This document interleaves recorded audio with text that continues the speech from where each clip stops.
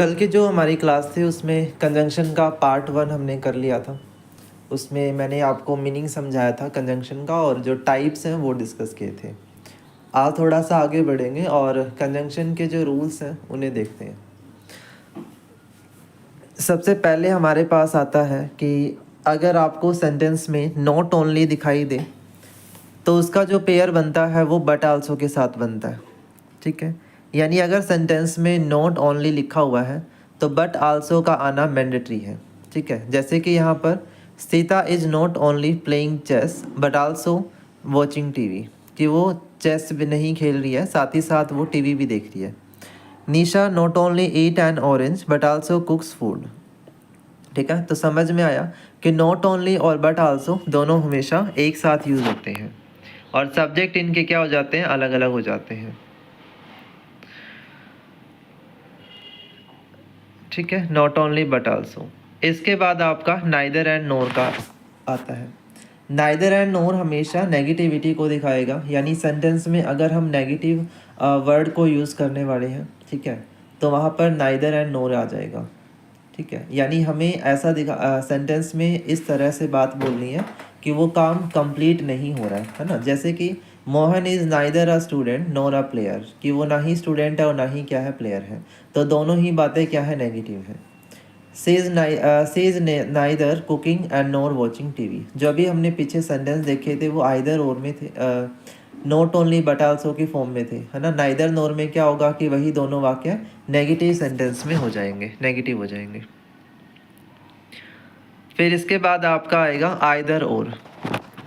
Either और हमेशा affirmative sentence में यूज होगा और आइदर और भी हमेशा कॉम्प्लीमेंट्री पेयर होगा कि आइदर के साथ और आएगा ही आएगा। ठीक है, और दूसरा यहाँ पर चॉइस वाला सेंस होता है कि भी हमारे पास अगर दो ऑप्शन है तो उन दो ऑप्शन में से कोई एक हम चूज़ करते हैं तो वो आपका आइदर और होता है। जैसे कि Rajesh play chess and Rajesh watch TV. Rajesh either play chess और वॉच टीवी, या तो ये करेगा या फिर ये करेगा, इस तरह का सेंस होता है, तो वो आपका आइदर और में आता है।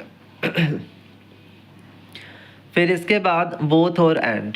ठीक है, मतलब ऐसा सेंटेंस जिसमें बोथ लिखा हुआ है तो बोथ के साथ हमें पेयर किसका बनाना होगा, एंड का पेयर बनाना होगा। जैसे कि I am both a teacher and a author, कि मैं टीचर भी हूँ और ऑथर भी हूँ। He will by both a car and a book, कि वो कार और बुक दोनों ही बाय करता है। ठीक है, उसके बाद अगर आपको कहीं भाई सेंटेंस में सो दिखाई दे रहा है तो सो के साथ हमें दैट का यूज़ करना है। ट्रांसफॉर्मेशन की तरह इसे यूज़ करते हैं कि जैसे he is too weak to walk, he is so weak that he can not walk. ठीक है, इस तरह से हम इसको कन्वर्ट कर रहे हैं। He is so old that she can not climb up the hill. ठीक, इस तरह से। फिर इसके बाद आपका नो सूनर आता है और नो सूनर के साथ पेयर किसका बनेगा, देन का। ठीक है, और दूसरी इंपॉर्टेंट चीज़ है नो सूनर में कि यहाँ पर जब भी हम नो सूनर देखते हैं तो वहाँ हेल्पिंग वर्ब जो है वो पहले डिफाइन होती है और सब्जेक्ट बाद में डिफाइन होता है। जैसे कि no sooner does she arrive than she begins to clean the house. Does she जो है वो इस तरह से लिखा गया, इसको हम सी डज नहीं लिखेंगे, क्या लिखेंगे, डज सी लिखेंगे। ठीक है, ये याद रखिएगा, ये वाला क्वेश्चन आपका एरर डिटेक्शन में भी आ जाता है नो सूनर का। No sooner did the bell ring than the students come out of his classes. No sooner had I reached the station than the train departed. ठीक, इस तरह। फिर इसके बाद आपका हार्डली आता है। हार्डली के साथ आपने हैड का यूज़ करना और वैन का यूज़ करना है। जैसे hardly had she reach the station when the train arrived. Hardly had he reach here where he want to market. मतलब नो सूनर के जैसा ही सेम हार्डली यूज होता है। ठीक है, मतलब यहाँ भी हेल्पिंग वर्ब आपकी पहले आएगी और सब्जेक्ट बाद में आएगा। उसके बाद आपका as soon as. As soon as में क्या है कि जैसे आप इसको जल्दी के लिए यूज़ करते हो कि भाई जल्दी से जल्दी कोई काम हो, तो आपने क्या लिखा है, as soon as she reach the station the train arrived, कि जैसे ही हम स्टेशन को रीच करते हैं ट्रेन अराइव हो चुकी है। ठीक है, उसके बाद आपकी कंजंक्शन आती है who, whom, whose, which, when और वेयर। ठीक है, तो सिंपल है, हु का यूज़ क्या होता है, हु हमेशा किसी पर्सन को रेफर करेगा। ठीक है, तो सेंटेंस में जहाँ पर्सन को रेफर करना है, वहाँ हु हम लिखते हैं, जैसे कि आई सा अ वुमेन हु वोर अ red sari. Police arrested a thief who was running. ठीक है, इस तरीके से हम इसको यूज़ करते हैं, यानी किसी पर्सन को जहाँ रेफर करना हो वहाँ हुम यूज़ करेंगे। इसके बाद होम, होम में भी आपका क्या होता है, जिसका या जिसके बड़ा सेंस होता है। जैसे कह रहे हैं ही इज़ द मैनेजर हुम आई मीट यस्टरडे, जिन्हें मैं कल मिला था, है ना, इस तरह से। This is the girl home the teacher punish today, ये वो गर्ल है जिसको टीचर ने पनिश किया है ना, इस तरह से। फिर इसी तरह अगर हम बात करें हुज़ की, तो हुज़ के केस में आपने ऑब्जेक्ट्स याद रखनी है, जैसे जिसका या किसका बड़ा सेंस होता है कि I know Suresh whose son pass GATE, कि भाई सुरेश को मैंने देखा जिसके बेटे ने गैट को जो है वो क्या कर लिया, क्वालिफाई कर लिया है। This is the girl whose purse was stolen, ये वो गर्ल है जिसका पर्स जो है वो चोरी हो गया है। तो हुज का सेंस समझ आ रहा है कैसे यूज हो रहा है, जिसका का सेंस होता है। विच, ये किसी ऑब्जेक्ट से रिलेटेड होगा, जैसे कि I gave you a pen which you have lost, मैंने जो आपको पेन दिया था वो आपने गुम कर दिया, इस तरह। He lives at Jaipur which is a beautiful city, कि वह जयपुर में रहता है जो एक ब्यूटीफुल सिटी है। ठीक है, उसके बाद है व्हेन। व्हेन हमेशा टाइमिंग के लिए यूज होगा, जहाँ हम टाइम की बात करेंगे, जैसे I was taking bath when he came to my house, he went to market when she return from office. ठीक है, इस तरीके से। वेयर प्लेस रेफरिंग होगा, जैसे कि this is the house where I lived for 3 years, ये वो हाउस है जहाँ मैं लगभग 3 साल से रहता हूँ। This is the hospital where she was born, यह वो हॉस्पिटल है जिसमें वह बोर्न हुई है, जन्म हुआ है ना, ऐसे करके। फिर उसके बाद ये आपको मैंने बता ही दिए, नाइदर नोर आइदर और, ये सब तो एक्सप्लेन कर ही चुका हूँ।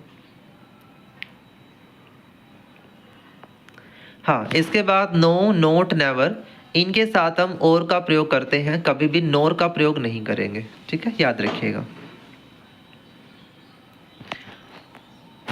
ठीक है, नो, नोट, नेवर, इनके साथ किसका प्रयोग होगा, और का। दैट है आपका, दैट हमेशा एक नरेशन की तरह यूज होता है, इनडायरेक्ट जहाँ पर भी बात हो रही है, कोई भी आप बात इनडायरेक्ट वे में कहते हो तो वहाँ पर दैट का यूज करते हैं। ठीक है,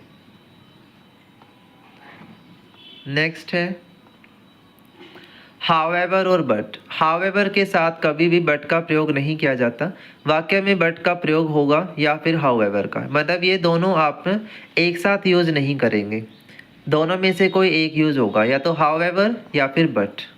ठीक है, इसके बाद दो, थो, आल्दो एंड इवन दो, इनके साथ भी कभी बट का प्रयोग नहीं होता है, या येट का प्रयोग किया जाता है या नहीं किया जाता है।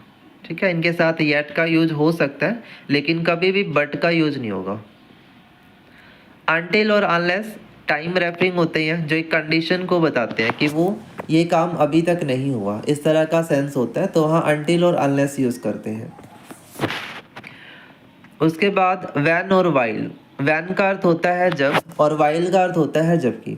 वैन का प्रयोग उस स्थिति में होता है जहाँ एक कार्य पूरा हो चुका है, कार्य पूर्ण हो जाता है, और वाइल का प्रयोग उस स्थिति में होता है जब दो कार्य साथ हो रहे होते हैं लेकिन उसमें से कोई एक पूरा नहीं हुआ। ठीक है, मतलब इसमें अनकम्प्लीशन है और इसमें कंप्लीशन है वर्क का, तो वैन आ जाएगा, अदरवाइज वाइल लिखेंगे। एज इफ और एज दो, ये सपोज की जैसे यूज होते हैं, और इसमें पास्ट कंडीशनल का प्रयोग होगा और प्रेजेंट फॉर्म इनके साथ कभी नहीं आएगी। ठीक है, would, could, did, was, were, had, gone, knew, इनका प्रयोग हम कर सकते हैं, लेकिन will, can, do, does, is, have, gone, know, ये यूज नहीं हो सकते। बिकॉज, एज और सिंस। बिकॉज का तो पता ही है आपको कि रीजन डिफाइन करने के लिए होता है, एज का मतलब भी एक कंक्लूडिंग के लिए होता है, और सिंस एक टाइम रेफरिंग वर्ड होता है जहाँ हमें पर्टिकुलरली एक पॉइंट ऑफ टाइम डिस्कस करना हो, वहाँ हम सिंस का यूज़ करते हैं। ठीक है, गेटिंग आया समझ में? चलिए, अब इसके बाद आपको यहाँ पर ये बैक एक्सरसाइज दी हुई है, इसमें आपके स्पॉटिंग एरर भी हैं और नॉर्मल क्वेश्चन भी है, ठीक है। और इसी के साथ जो कंजंक्शन का हमारा रूल है या जो टॉपिक है वो कंप्लीट हो जाता है।